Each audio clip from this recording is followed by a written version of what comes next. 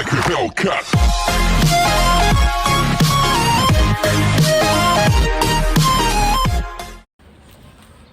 Yan, so today kukuha ako ng bulate, pamain mamaya, no?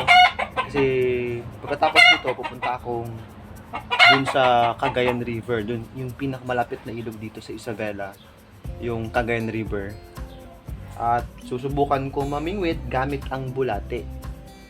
Kasi umulan nung mga nakarang araw, so malabo ang tubig ngayon. Yung ilog, sabi nila pag malabo daw ang tubig, marami daw kakain ng isda na maraming kumakain. So dito ako sa likod ng bahay, yung mga palatandaan na may mga bulati dito. Yan. Kaya dito ako kukuha.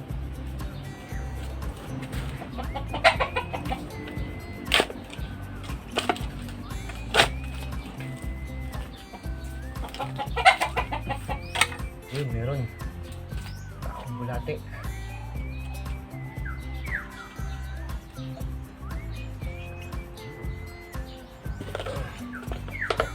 May bulate.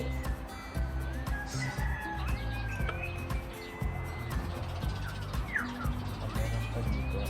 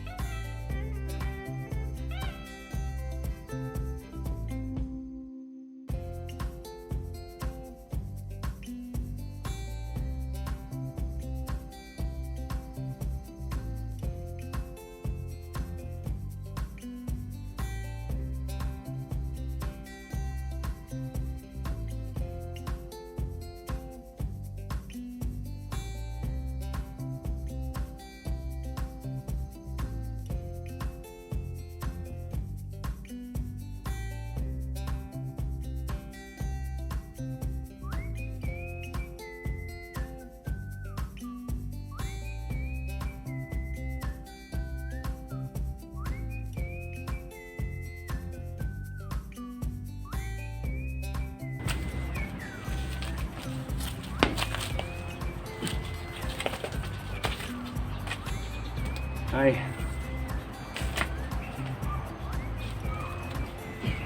Wala na. So, ako nakuha. Pwede na to.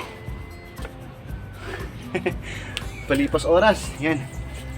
Balik natin yung mga lupa para magtumira ulit sila dyan. Balik natin yung lupa.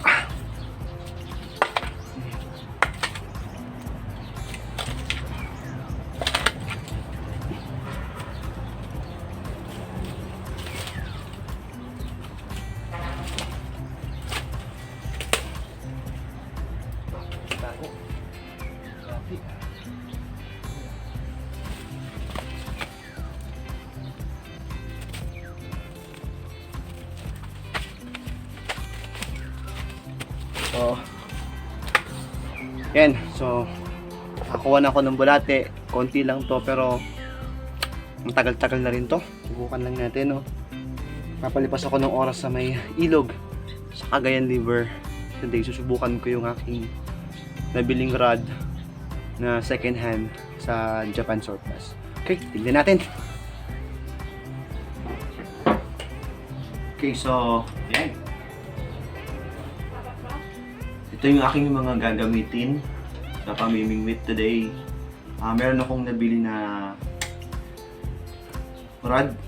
Ito ay yung yan, sa Biki ISO 360 sa Japan Surplus. So nabili ko siya. At ni-research ko kung anong klaseng rod to.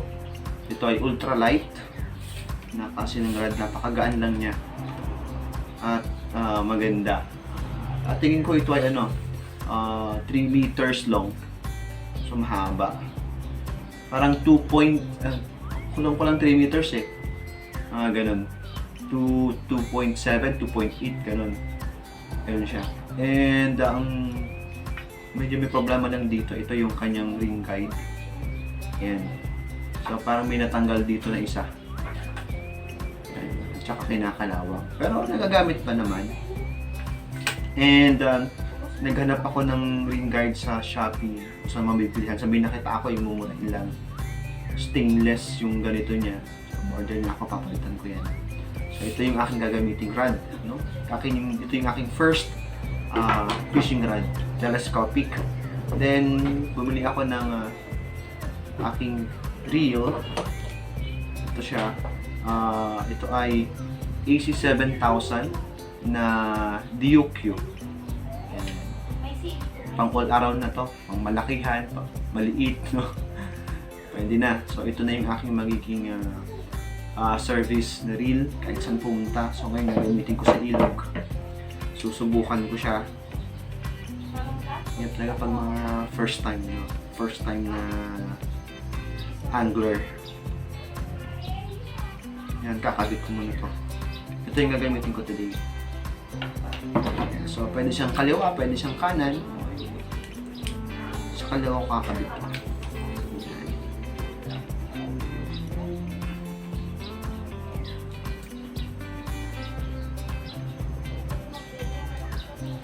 Wala kasi nabili ko lang to ng mga 450 sa Shopee. Magandang rod kasi, magandang reel kasi bakal yung mga walang plastic. And maganda yung setup. Ayan, maganda siya. Smooth na smooth. Ipitan pa natin. Tapos yung nakalagay sa akin na nylon, yung aking line ay 16 pounds. 16 pounds to na Daiwa nylon, 16 pounds. So ito yung gagamitin ko na nylon. Gumawa din pala ako ng ng aking kakabit na rig tawag nila dito eh. So ito na yon yung ginawa ko. Ganun din, 16 pounds din ang ginamit ko dito. Ay hindi, 12 pounds na na nylon. Lagyan ko ng dalawang hook, maliliit. Yan. Na naka-T-knot. So pinag-aralan ko maigi to. Yung maraming technique dyan sa YouTube. So sa mga anglers na napapanood ko, ginaya ko lang sa kanila to. So ito yung setup natin today. Right, so kabit na natin siya. So, ito yung aking DIY floater. Walang pambili. Yan.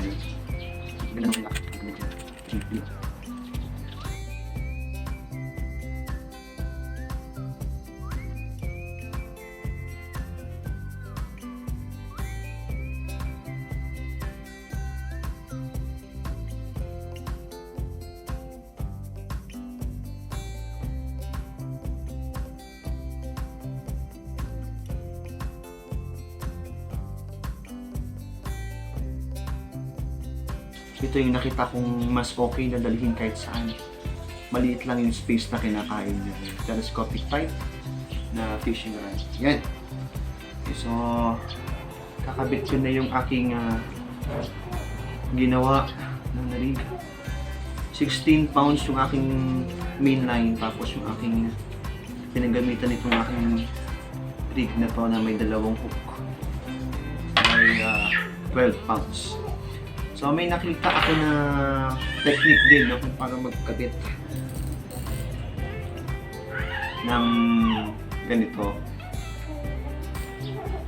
gagayahin ko lang yung tinatawag nilang FG nut ba yun? FG nut or BT nut. Wala na, kung anong tawag doon. Gagayahin ko lang siya. Gaya-gaya lang ako dyan eh. Ito daw yung isa sa mga matibay na kaya so ganyan.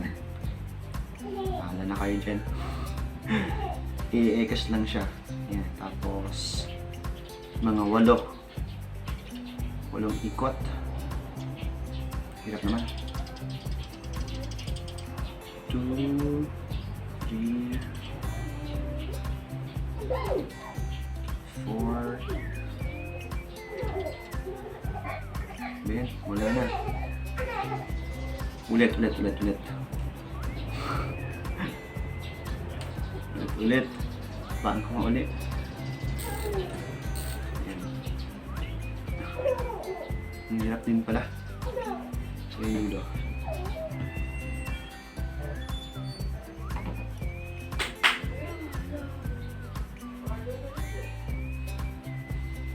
Yan. Kabit na natin. Ano na konti.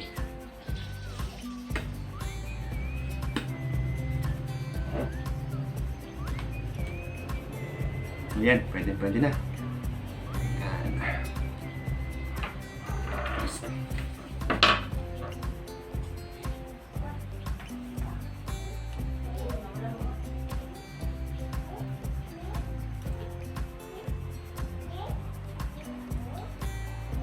Yan.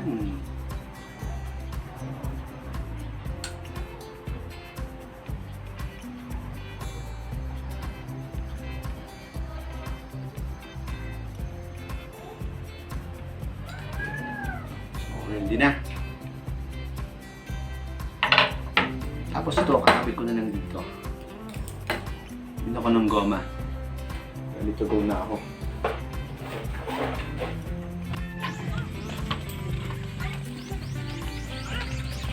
Yan, so nandito na ako ngayon sa Cagayan River. So medyo malapit dito sa amin to. Konting biyahe lang. Wala pang 5 minutes eh. So minotor ko siya. Yan.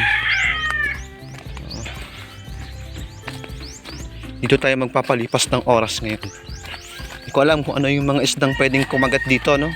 Yung mga isda na pwedeng nating mahuli. Patitignan ko. Karpa, tilapia, kung anong meron. Malabo nga yung tubig. Yan. Kasi ng mga nakaraang araw, uy, may mga nakikita akong lumulutang tilapia dun, oh.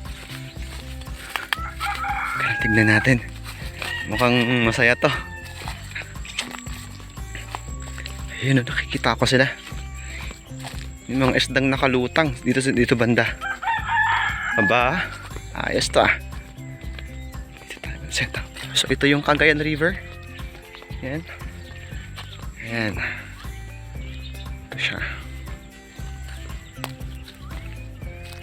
Aba. Saan kayo magandang pamesto? So ayun, may nakita ko mga tilapia somewhere here. Ayun dito, ayun, yun o. Tago tayong konti.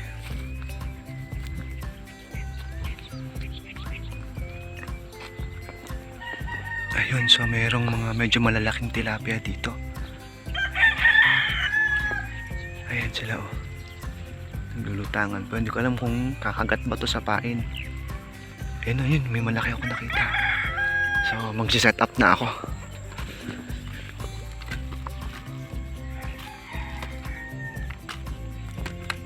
Ayan. Ayun siya. Okay. So, dito tayo magsi-set up.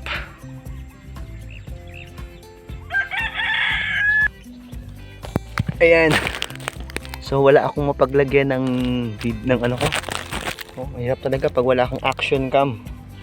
Kaya gagawa ko ng paraan. No. Okay. Nagdala natin ng stick. Ang konting ano lang, DIY. Nakakatawa kasi marami ako nakikitang isda. Medyo may mga katak malalaking tilapia. So tignan ko kung kakagat sila sa pain ko ngayon. Okay, so mag-set up na ako. Ayan. Wait. Kanin ko muna yung aking palitaw.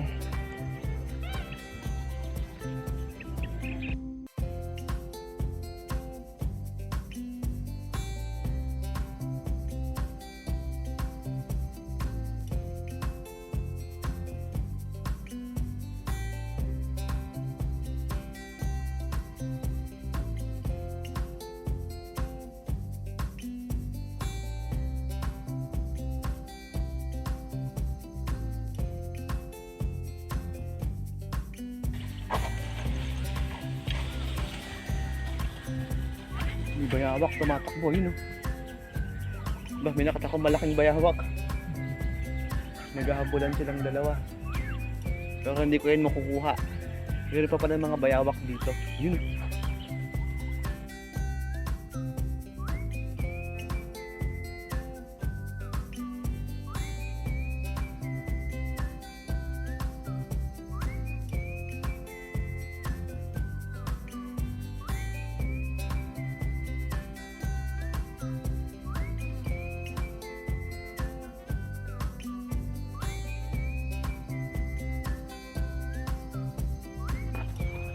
Lipat ako ng pwesto kasi may dumating na bangka kanina na bulabog.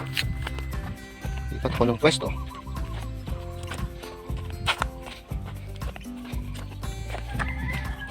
So ito siya, no? Ang magandang spot. Alright. Mukhang dito banda maganda. Diyan marami lumulutang na tilapia eh. Pero mukhang dito mas okay kasi yan o. Merong nakita ko malaking tilapia. Oops, nakakain itong mga to. Pero pag mga ganyan kasi hindi sila kumakain eh. Parang mamaya pa yan sila. Dito sila sa gilid doon sila. Sa area to. Ayan, pero parang mahirap silang pakagatin. So di pa ganyan. Parang masarap dito yung aging lure. Kasi din oh.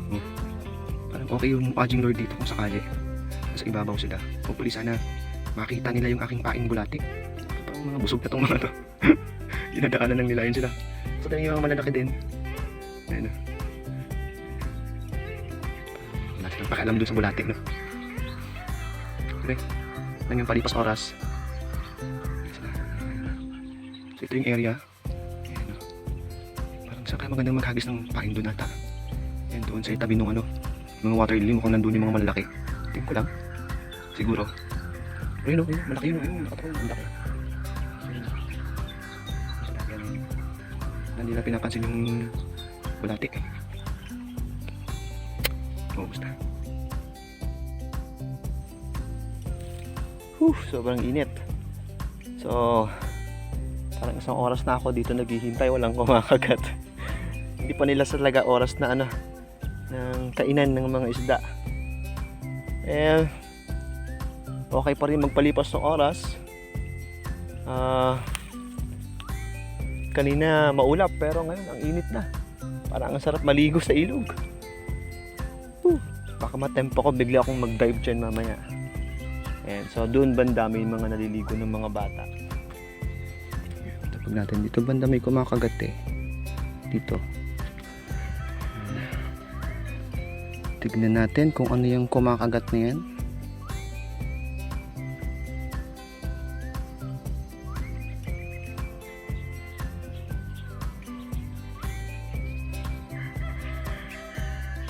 Ano kaya yan? Ang hirap talaga pag hawak mo yung camera. Yan. Siguro sa susunod din magkakaroon ako ng ano. Subukan kong bumili ng action cam ko. Yun, may kumagat. Yun, may nahuli. Uy, uy, ano to? Oops, ano yan? Ay, ayungin. Right guys, so fish and luck. May nahuli akong ayungin. So hindi na yan lalaki, ganyan talaga kalaki yan. Right, so tabi natin to. Nakakatuwa naman. Nakahuli na ako ng isang isda. Tabi ko muna siya. Yan. May nahuli akong ayungin. Ayan. So first fish Tumutunog siya. Ay ko. Nakahuli ako ng ayungin. So mukhang ayungin ata yung umuubos ng aking pain. Yan o. May nahuli ako. Okay, so isa sa mga isda sa Cagayan River ay ayungin. Yan. Right, so ito na siya. Ganito lang talaga ito kalaki. Yan yung ayungin. Siguro makaipon ako ng mga 10 ganito. Pwede ng pang paksiw. Sige. Naiwan ko na lang kung anong meron.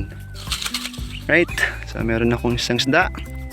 First catch of the day, ayungin. Right, so magpapain uli ako. Yes, naawa ko dun sa isda. Ayan o, so ibabalik ko na siya, re-release na natin. Okay, so libangan lang naman. Right, so ayungin. Tumutunog-tunog siya. Tignan natin. Magtawag ka pa dun.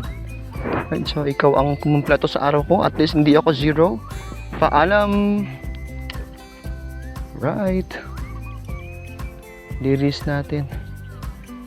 So, sana may kumagat na tilapia dyan. Right. Yun yung floater ko. Dinadaanan lang ng mga tilapia.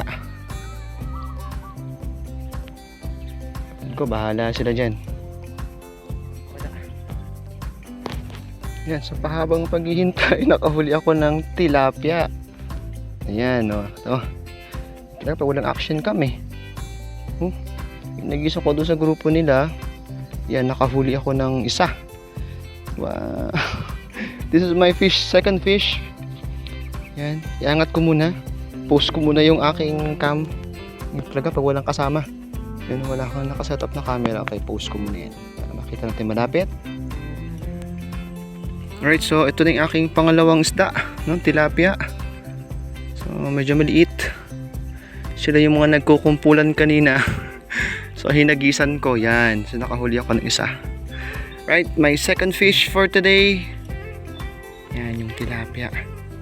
So release natin to, release, lalaki pa yan, lalaki. Dapat yung malaki ang kumagat, kaso hindi yung malaki kumagat eh. Set up mo natin na maayos to. Okay. Tanggalin ko muna. So, my second fish, tilapiang maliit. Yan yung mga nagkukumpulan dyan. Okay, so chinaga kong hagisan. May kumagat naman. Yan, balik na natin siya doon sa kanyang mga kasama. Alright, so ayusin ko ulit aking pamain. Tapos hagis ulit. Yan, so naghagis ulit ako doon banda kasi marami na namang lumulutang doon. Ayun, no, may malaki. Pero sana mapansin niya yung bulate. So nakadalawa na ako. Yan. Alright, so meron naman akong third fish. Ayan, no. Ayan, nakahuli ako ng pangatlo. Yung pangatlo ulit, nakakatuwa. Kaya angat ko muna. Napagod na siya, lang lumaban. So angat ko muna ulit. Post natin ulit yung cam. Ayan siya, ayan. Wait lang. Ayan, so pangatlong fish. Mas malaki yung nauna kanina. Nakakatawa. Pwede pala yun. Hagisan mo yung mga kumpul-kumpul na yun, oh. Kasi kamagat ng malaki. Pero pag yung malaki, kukunin ko pang ihaw. Pero ito maliit pa to. So babalik din uli natin siya. Ayan. Right. Post ko muna uli. Ang hirap nito. Okay, so yung aking third fish, tilapia uli. Ayan, pero ay kumagat ng mga malalaki, puro maliliit ang pumakagat, no? Halatang busog sila, oh, ayan, oh. Talagang na-temp lang sila doon sa bulate. Ayan, na-temp lang siya, na-temp. Yun yung aking pangatlong huling isda. Okay, so hagis natin ulit. Woo! Exciting. Okay, post ko muna. Wala na akong space. Okay, subukan ko ulit maghagis yun. Pero sa area yun, medyo may malalaki doon. Susubukan ko maghagis doon. Pero lagyan ko muna ng pain yung aking hook. Ayan, sige. Pero mauubos na yung aking yan, yung aking nahuli. So medyo laki. Push ulit. Ayan siya. So medyo malaki-laki ng konti ito.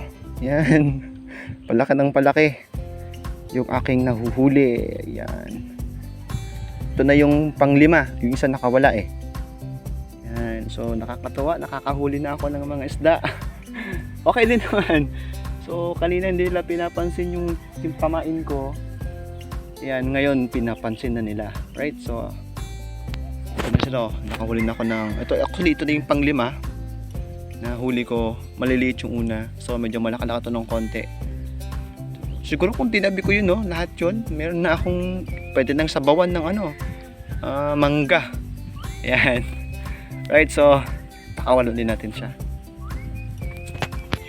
Then, mukhang ikikipon na to. Hanggang mamaya, mag-iipon ako kasi kinakain na nila eh. Mag-iipon ako. Okay, right, so kunin ko na to. Ayan, so nakahuli ulit tayo. Double kill. Ayan, dalawa. Ayan na siya. Right.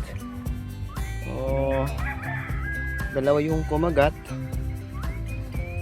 Yan, ilan to kanina. So, sabihin ito na yung pang pito. Pito na silang lahat. Nakaipon na ako. Yan, so dalawa yung kumagat sa aking pain. Saya. Right, so mag-unhook uli ako. Nakaipon na ako. Siguro kung ilipon ko lahat yun kanina eh, marami na ako nahuling isda. So keep ko na sila. Okay, panahon na ng kanilang pagkain pero wala na akong bulate. Ayan. Right. Saya-saya. Nakaka-excite. Sana yung malaki yung kumagat pero maliliit eh. Pero sabay, dalawa. Okay, so it's already 3:30. Magko-4 na ng hapon. So oras na ng kainan ng mga tilapia. Tsaka naman ako nawalan ng mga pain. Actually, konti lang naman talaga dala ko ang bulate, pero nakaka-excite kasi magsisimula silang kumain ng bulate. May nakatakong tricks. Ito yung technique para kumain sila. Pag lumulutang sila doon, dapat mababaw lang yung pain mo at ihagos mo doon sa kawan nila. Doon, talagang kailangan gumagalaw yung pain para kagatin nila. So, uwi na ako. Siguro naka 5 ako ngayon. 5 yung kinip ko. Tapos 5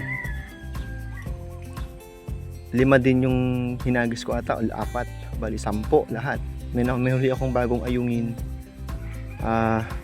Kinip ko na rin. So, sasabawan ko lang siya ng sinabawan sa mangga. Sarap yun. Right, so, the next day, babalik ulit ako dito sa Cagayan River.